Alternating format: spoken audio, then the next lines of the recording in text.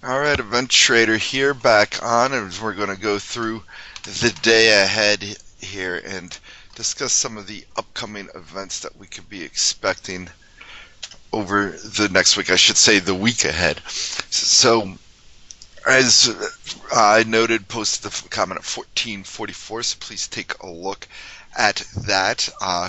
And we will break right into some of the key themes. And the top one, obviously, being the Fed day, which will be Wednesday. This is a full Fed day in terms of an update to the projections, to the dot plot, and of course, as every meeting now, there will be a Powell press conference, and it's going to be pretty highly anticipated. We are not looking for a rate cut. Certainly, the economic data that we've seen over the last couple of days wouldn't suggest that the Fed's prepared to move, and they got a pretty big geopolitical event the following week, of course, with that G20 meeting. So probably unlikely to step out ahead of that meeting with any sort of call. But what they probably do want to do is line up for a July rate cut, which currently stands at about 88%, according to the Fed funds futures. And I got to double check, but I believe it's 72% for a second rate cut in September at this point. But how will they achieve the goal of lining up July as a rate cut? Number one, obviously a lot of cautious commentary around trade and the impact that it could have on growth. Number two, the inflation commentary and just discussing how they're not seeing it and how they're not necessarily concerned about trade war having an impact on inflation, or perhaps maybe viewing inflation running above 2% target would be acceptable for an extended period of time. But in order to get that inflation point really across, in the latest inflation projections, we'd expect to see a downgrade to that. And the same can be said about the GDP numbers.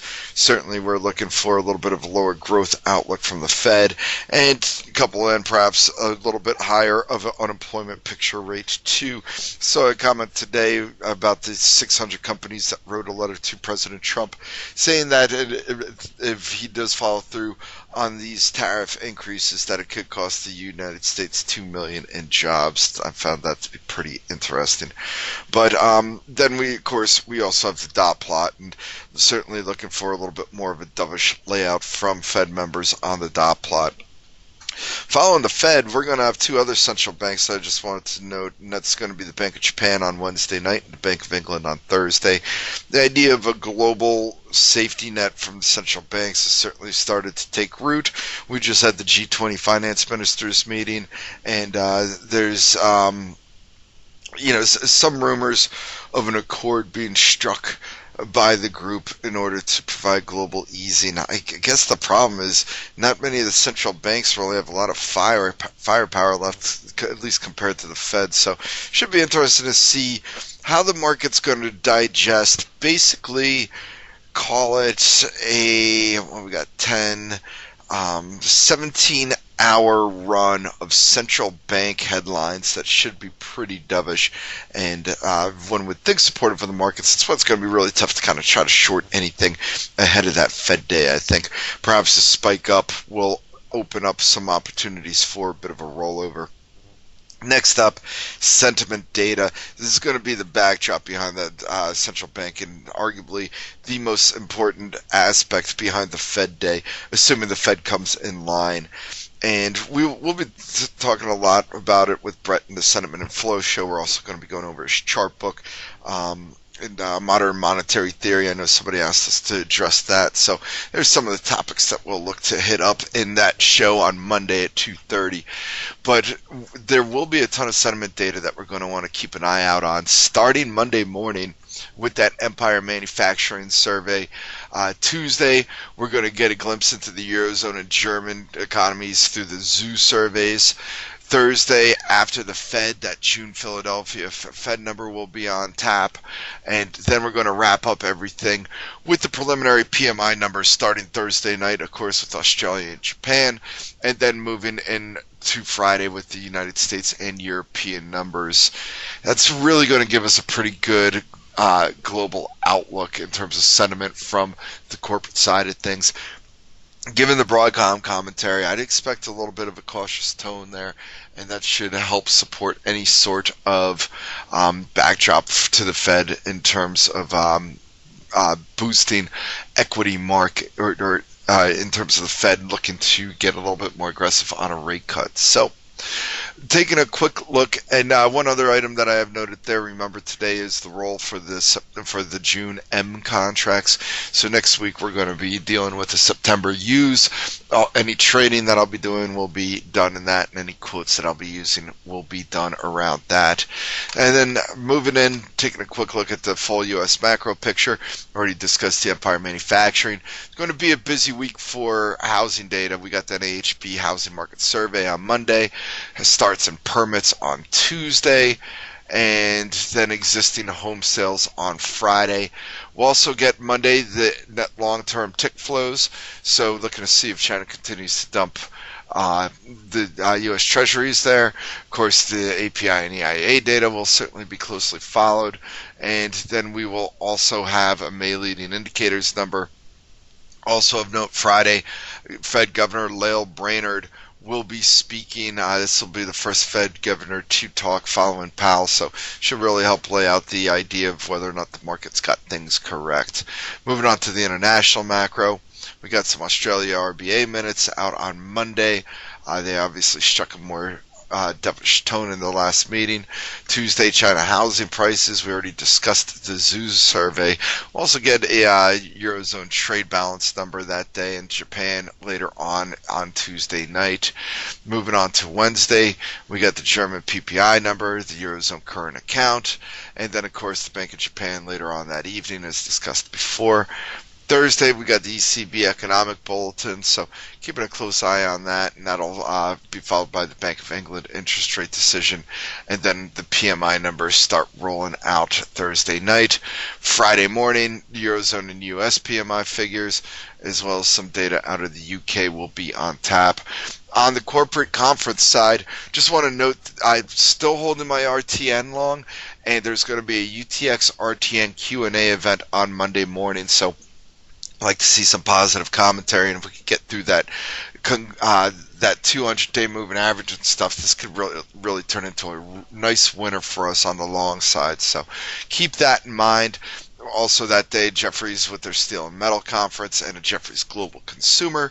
Tuesday, JP Morgan's got an energy conference kicking off. Bank of America, Merrill Lynch have a TMT conference. Goldman Sachs is going to be taking a look at infrastructure.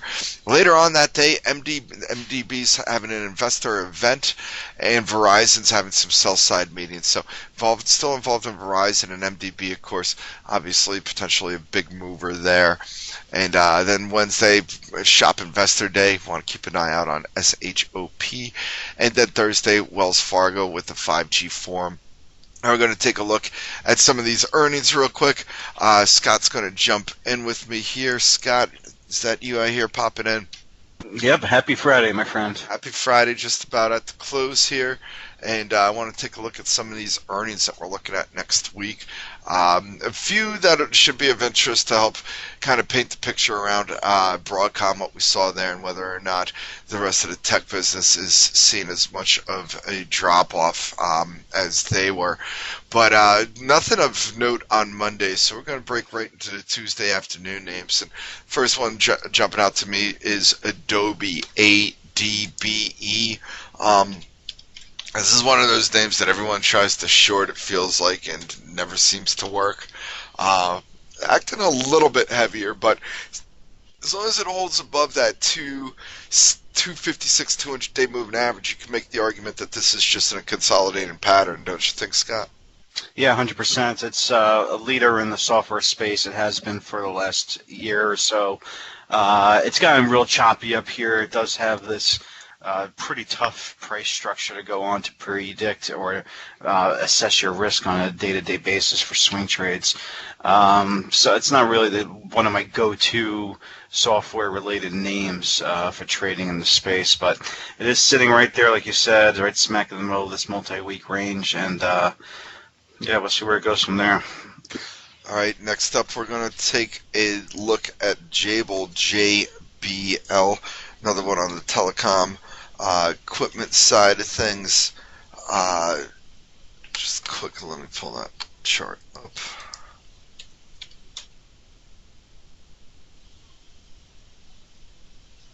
All right, so as you can see, is trying to bounce back after a pretty rough sell-off following May 2nd. I'll have to take a quick look. I haven't had a chance to dig too deep into these, but curious as to what might have been behind. Could just be that double top at that 31 area, failing to break above that. Not seeing any news that would have been related. There was a director that sold some shares, so I don't know, maybe that was weighing in on sentiment there. But after that, Glenview Capital, Larry Robbins and Mark Horowitz had noted that this was one of their new positions. So sitting right on the 200-day moving average ahead of earnings, though, Scott. Yeah, I have a line drawn on this one that goes way back. That comes into play right around the mid-25 area, so that's going to be your line in the sand in response to earnings. So I'd say, just generally speaking, without getting into too much details, use 25 as your guideline. You want to be long above it, short below it. All right, moving on to Wednesday. Let's take a quick look at Winnebago. This is such an ugly space, the RV space. All the stocks are just getting decimated. Anybody that was getting in it was certainly getting beat up pretty good. But this Winnebago is all of a sudden looking decent. Scott's stretching above its 200-day moving average, getting above 36. This has a good report. This is one that I certainly keep on that long radar. Yeah, for sure. It's in the whole in that sector for sure. It's definitely the leader the last couple of months here with that decent recovery effort off the December lows. And I agree, it's breaking a multi-month downtrend that I have drawn on my charts, and it is getting back above the 200-day moving averages. We saw a crossover of the 50-day back over the 200-day as well. So it's looking pretty darn good here. So a good report should help lift the sector and continue with the further upside climb. Yeah, big resistance level here, as we could see on that weekly. So if you look to the left, Oracle, ORCL. You got a theory on Oracle, Scott? Is it just that it's boring and you don't like to look at it? That's one of them. My theory on Oracle is that you just buy it and never look at it again, I think. Isn't that what I said? Yeah, something like that. You definitely don't like to get too involved in it. I mean, you look at the chart over the last 20 years, or ever since the collapse in the internet bubble back in 2002, and it's just been this steady grinder year in and year out, and it's held up through the 2007 to 2009 bear market. It corrects with the broader market, but it's always grinding its way back higher. But it is just like what do you call something that's really, really big and like doesn't move a lot? A sloth or something like that? I don't know. Sure. There's a lot. Elephant, I don't know, yeah. It's Oracle. I don't know. It's just a massive. Yeah. With Jim not here, I'll give the Job of the Hut reference. Yeah, it's a giant blob that just keeps growing higher and higher. So that's my theory on it. So next one up is one that I was just talking about briefly with Scott. There was a feedback question on it, but CMC. Robert liked it prior, but he was also expecting an infrastructure bill to get in, and basically he views CMC as the best infrastructure play out there. For me, I'm not really holding my breath that any deal's going to get done ahead of the elections, but Scott, for you, I'm thinking from a chart perspective, this is one that makes you want to just sell. Yeah, I don't have any interest in this one whatsoever. Take a look at the long-term chart. You can go back maybe about 3 or 4 years and see there's potential support in play around $12, $13. But you know my theory. I'm as I get older and older, I've realized that the trend truly is my friend, and I don't like fighting him. So, yeah. Yeah. Well, with the trend your friend, then this is one you probably want to buy. And I heard you talking about the restaurant names earlier, but Darden, DRI. Yeah, it's in an uptrend the last couple months. It looks pretty decent over the last couple of years, and it's climbing back up towards those highs. It's got some resistance up here in the 125 area, but it has been going sideways for the last couple of weeks. It sidestepped the broader market May distribution activity, so that's a sign of relative strength right there.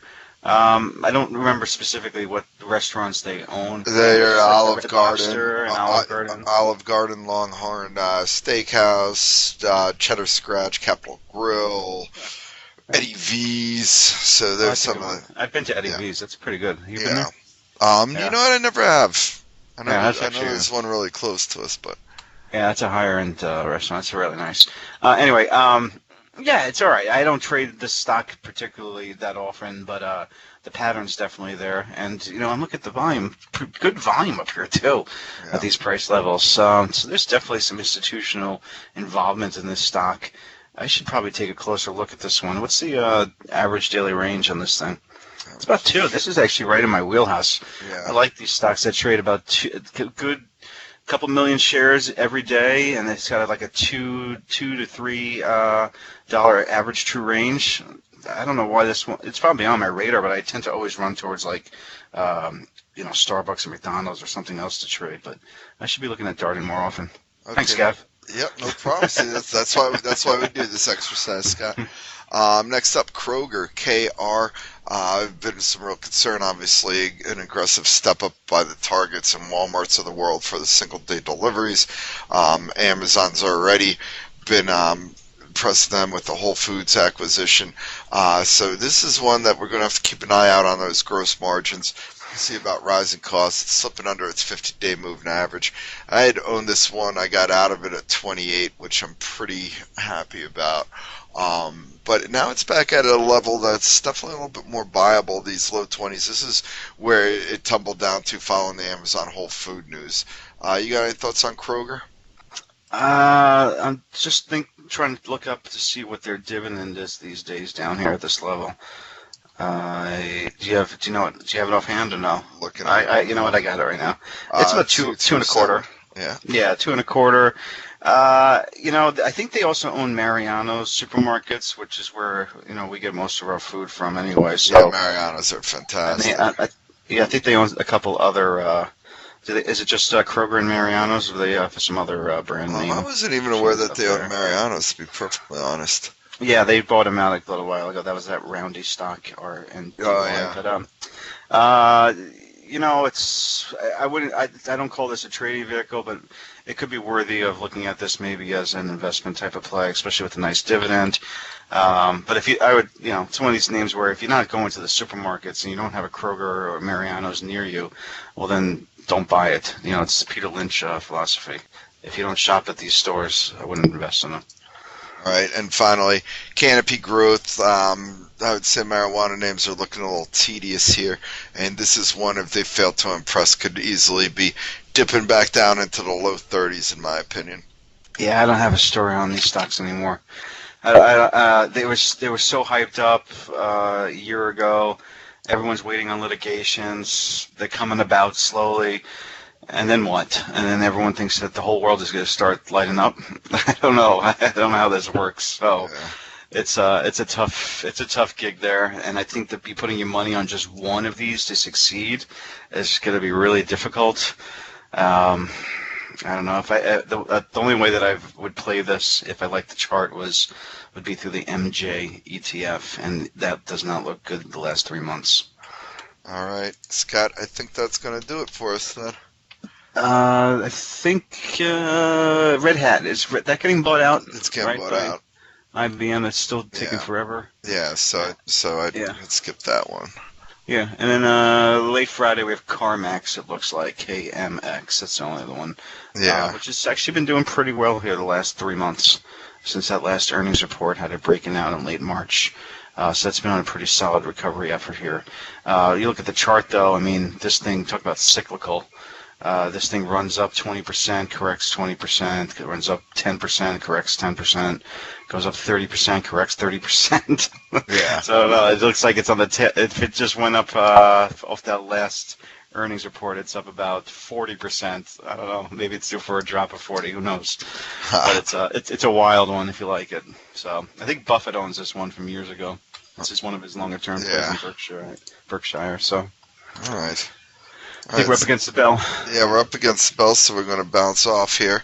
But Scott, looking forward to next week, and with the Fed Day, I think it's going to be quiet to start off, but it's going to really open up later on in the week, I think.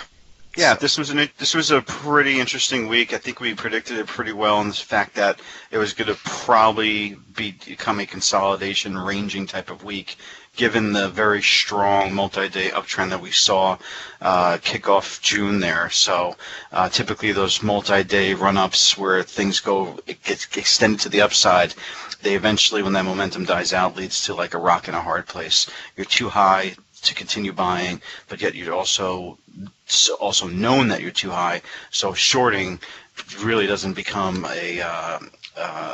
worth the effort. And what happens is that the market tends to just consolidate as the battle for buyers and sellers continues for a couple of days, which results in some sort of sideways chop that we've seen here the last 5 sessions. So good news is that these sideways chops are typically short-lived, and they usually get resolved and momentum kicks in again pretty soon. So hopefully within by the end of next week, we'll have a little bit of a better idea of a trend in our favor, either upside or downside. All right, sounds good. Okay, cool. All right, Scott, we will talk soon then, and you have a great weekend. Yeah, you too, Gav. I'll see you. All right, later.